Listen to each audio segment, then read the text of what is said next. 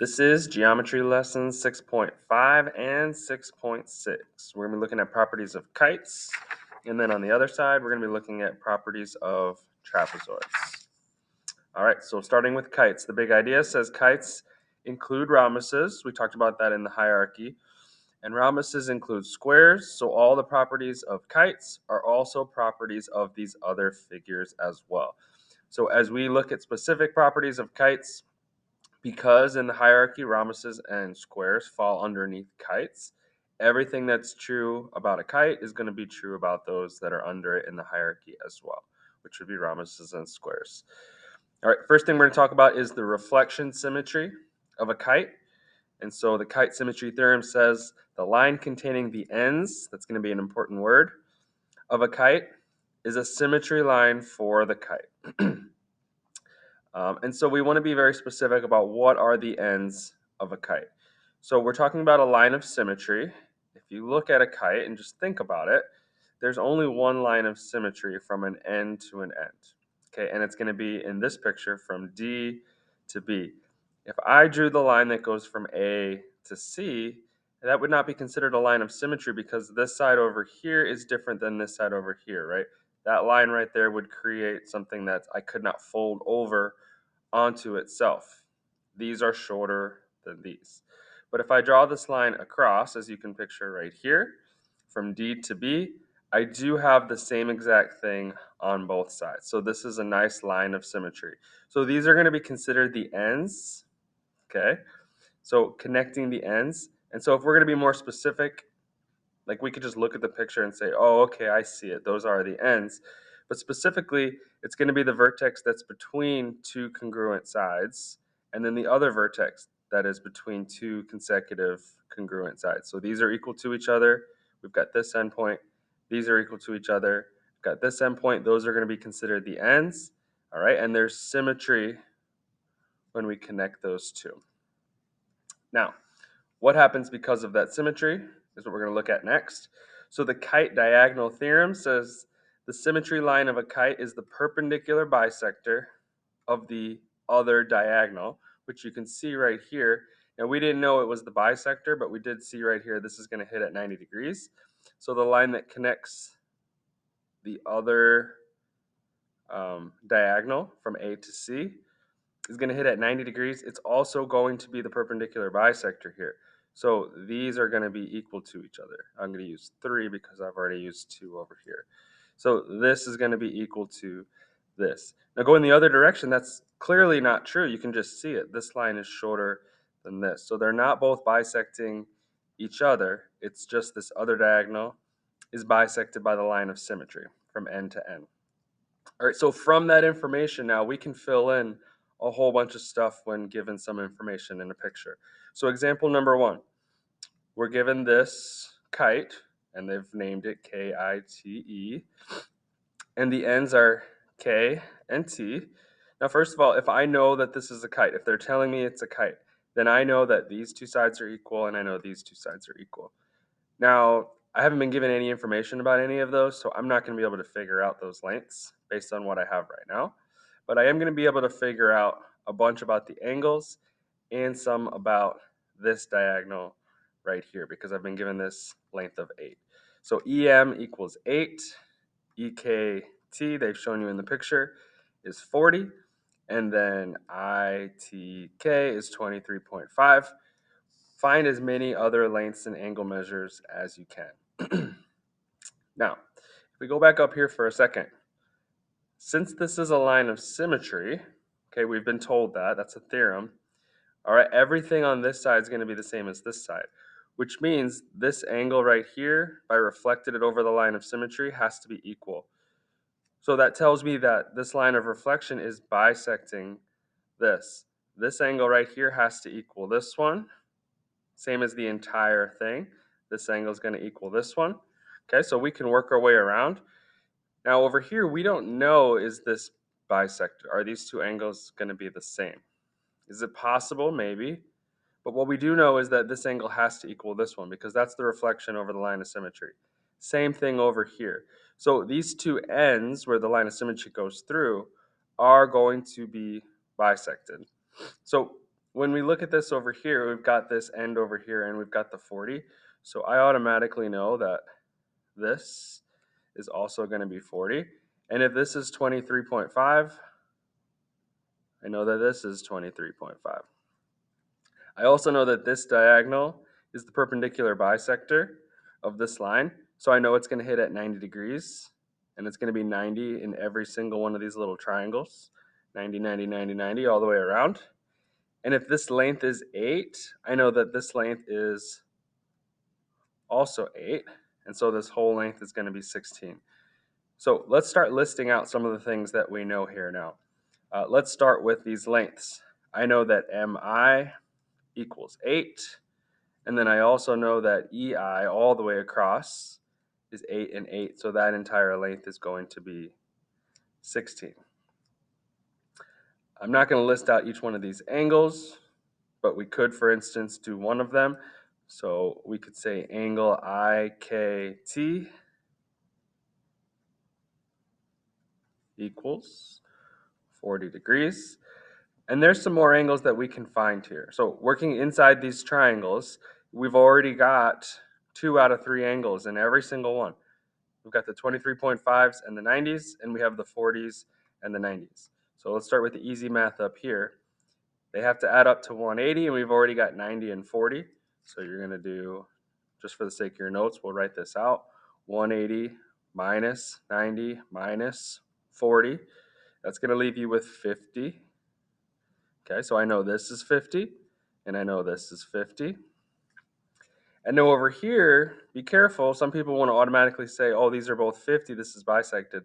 That's not true on this diagonal, and we can see that clearly here with the angles. So if this is 23.5 and this is 90, I have to use that information to go ahead and find that other angle. So I'm going to do 180, and I'm going to minus the 90 and minus 23.5 to get this angle in here, and that's going to come out to 66.5.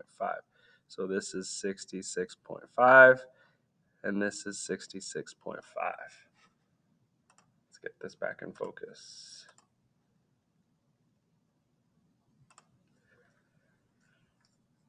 Okay, so just from those small pieces of information based on these two theorems, we were able to fill in a whole bunch of stuff in the picture.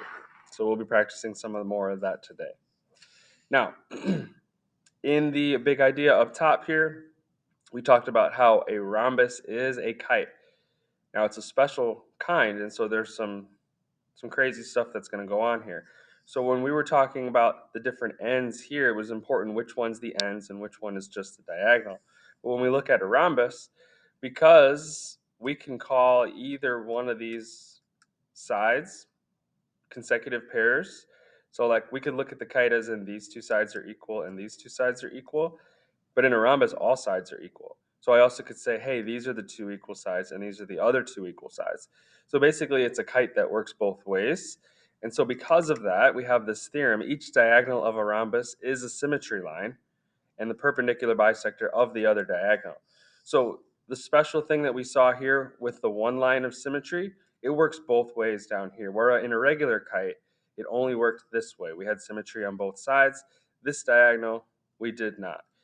This one was getting bisected, this one was not. Well, in a rhombus, because it can be flipped either way and be looked at as a kite, it's going to happen both ways. So you can see in this picture, this diagonal right here, because I have those 3 lines and 3 lines, that's being bisected. And this diagonal here is also being bisected. The 2 and the 2 tells you that these are equal to each other. And the 1, the 1, the 1, the 1 tells you that this is a rhombus. Okay, so each diagonal is the perpendicular bisector of each, and that also means that all of these angles are all going to be bisected. Okay, whereas up here, these angles were bisected, right? I got equal and equal, but my other diagonal did not create equal angles in a bisecting form. In a rhombus, it happens everywhere, so it's a special trait of a rhombus. So given this PEDR, they tell you that angle RED, that's in here, is 52. Find each angle measure. So the first one they want you to find is REP. P, that's the one right next to it. And we just discovered that in a rhombus, these are all going to be acting just like the line of symmetry here. So if I have symmetry both ways, this is my line of symmetry. That means this angle is equal on both sides. So this is also going to be 52. Next, DRE. DRE. This angle in here. And so this is a line of symmetry, meaning I can reflect over it, or this is a line of symmetry like we just showed and I can reflect over it. So if I'm looking at this as the line of symmetry, both of these angles are going to flip and also be over here. So this is 52 and this is 52. So DRE is 52. ERP, okay, ERP we said is going to be 52. We know that because it's a reflection over this line. We also know that it's a reflection over this line. One other way to look at that, so this is 52, is let's just break this down into triangles for a second. If I look at this big triangle right here, okay, it has two equal sides. That means this is an isosceles triangle, which means these two angles have to be equal to each other. So if I know this is 52, I know this is 52. So even if you're not using the symmetry lines to figure that out, you can use the triangle to say, oh, these two must be equal. And the same thing is true over here. All right, and last but not least, angle ODE. So ODE.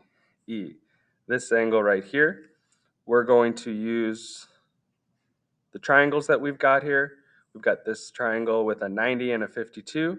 So 180 minus 90 minus 52 is going to give me 38. So this angle in here is 38. And then with that information, now I could go triangle by triangle by triangle, and the math is going to be the same. You have a 90 and a 52, a 90 and a 52, a 90 and a 52.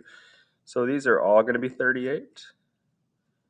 And so you can see what's special about a rhombus is all of these angles are going to match. Bisect, bisect, bisect, bisect.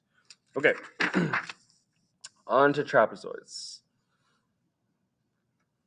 Okay, so trapezoids include parallelograms. Okay, so a trapezoid means at least one pair of parallel sides, but it could also be two pairs of parallel sides, which are parallelograms. So they're more specific trapezoids. So trapezoids include parallelograms. Parallelograms, we know, underneath them includes rectangles and rhombuses and squares. So because all of them are underneath trapezoids, every property we discuss about trapezoids are also going to be true for squares and rhombuses and rectangles and parallelograms because those are actually all trapezoids. All right, there's actually not much to these. Everything that's special about a trapezoid comes from the fact that it has parallel bases, and we know what happens with parallel lines. So the angles in a trapezoid, we have consecutive angles between a pair of parallel sides. So what does that mean? So here's my two parallel sides that make this a trapezoid. Consecutive angles between the parallel sides. So consecutive means as I go around, they're next to each other. So 1 and 5 are consecutive, 5 and 4 are consecutive, 4 and 3 are consecutive, 3 and 1 are consecutive, because as I work my way around, they're next to each other. But we're looking specifically at the consecutive angles between a pair of parallel sides. So parallel, parallel, consecutive between them. So 1 and 5, 3 and 4. That's what we're talking about here in this picture. They are supplementary, meaning they're going to add up to 180 degrees. Now, why is that true? If you think about what we already know about parallel lines, I've got this parallel line, I've got this parallel line, and then the other sides of the trapezoid are like our transversals. So if you look at these little groups of angles, right, I got these four angles, I got these four angles. 1 and 5 are same side interior. Same side interior.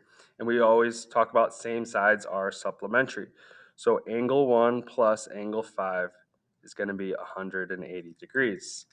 I also know, if I look, 2 is in the top right position of this group, 5 is in the top right position of this group. So I know that angle 2 has to equal or be congruent to angle 5. And the reason is, I don't want to get too messy here, but angle 2 and angle 5 are corresponding. We got our parallel lines being cut by a transversal, top right, they're in the same position, they're equal to each other. And if you get confused, remember you can always look at the size here.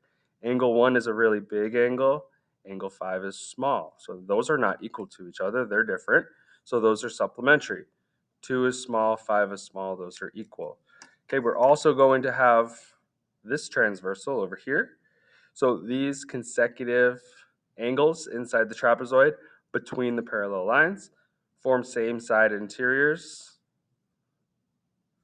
These are also same side interior. So those are also going to be supplementary. So angle 3 plus angle 4 has to equal 180 degrees. All right, so using that information, let's fill in what we know in this picture. We don't know anything about these two angles except that they're supplementary, but we don't know, what they are at all. Excuse me. I know that these two angles between my parallel lines, parallel line, transversal, these really big angle, small angle, those are supplementary. They're going to add up to 180. So 180 minus 60 is 120. So I know that this is 120. Angle R equals 120 degrees. All right, the next thing we know about trapezoids is there is symmetry when we have an isosceles trapezoid. So a very specific type of trapezoid, that's when the two legs and the two angles are going to be equal to each other, just like an isosceles triangle.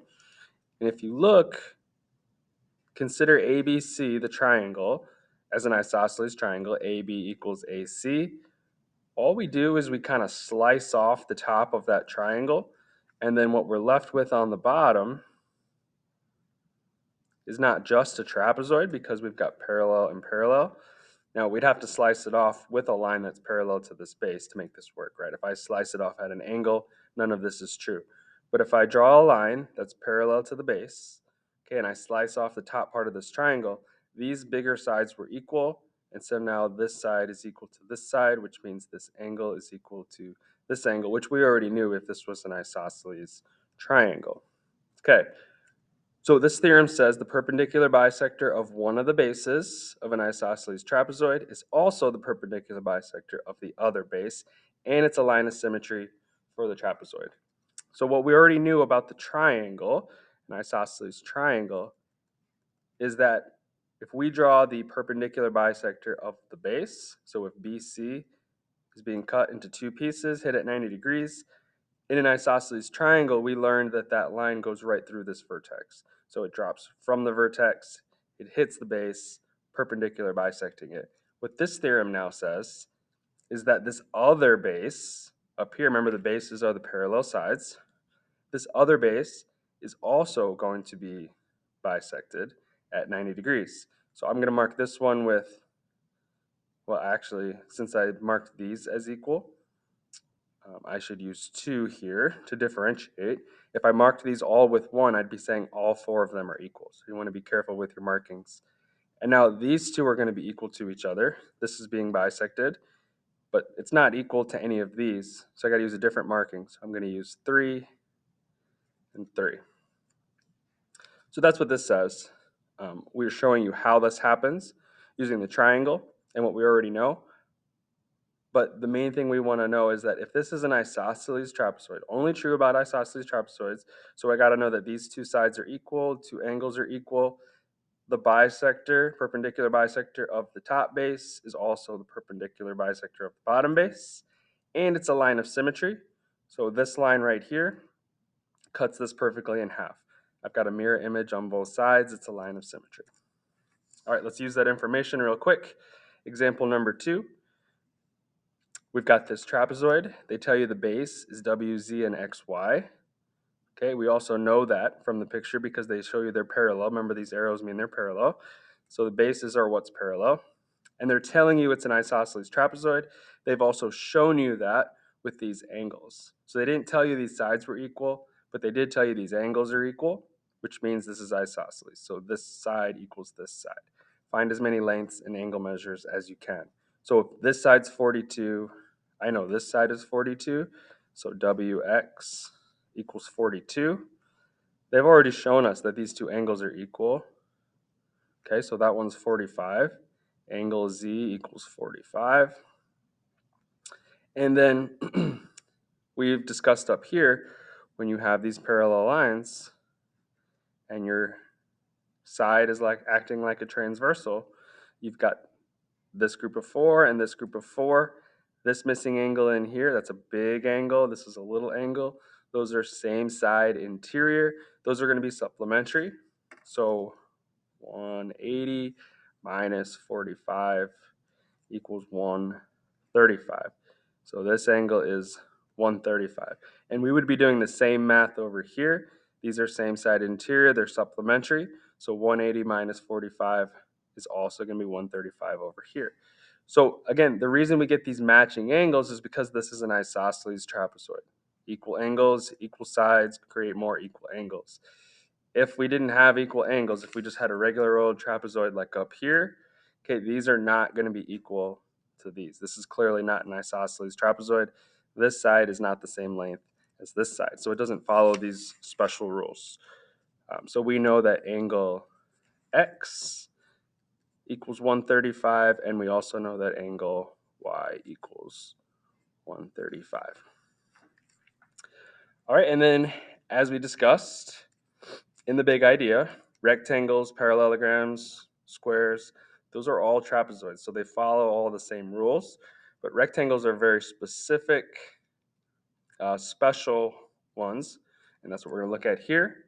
So a rectangle can be considered an isosceles trapezoid in two ways. So similarly to what we did on this side, a rhombus can look like a kite in two different directions because it has those special properties. The same thing is true about a rectangle. It can be looked at as an isosceles trapezoid with equal sides over here or equal sides over here. And so because we talked about there's a line of symmetry that bisects both sides, in a rectangle, the perpendicular bisectors of both sides are symmetry lines. And if we just look at the picture, that just makes sense. You can just see it. So if you think about it like a trapezoid where here's my two bases, this line right here is going to bisect that, and it's also going to bisect this. Now, normally in a trapezoid, when that happens, this is bisected and this is bisected, but these are smaller than these. In a rectangle, they actually are all equal. So notice that I marked them all with just one slash. I don't need to differentiate between them because this is a rectangle with equal sides. This side equals this side. So if I bisect this side, it's also going to be the same lengths over here. And because a rectangle can be looked at in two different directions, I can look at these as the bases because they're parallel. And that would still be isosceles because these lengths are the same. And now I'm bisecting it this direction as well. So this side is getting bisected. If that's happening here, it's also happening over here. And so notice I've used two markings all the way around. This side, RT, was equal to EC because it's a rectangle. So if I bisect this side's also bisected, and those lengths are going to be exactly the same.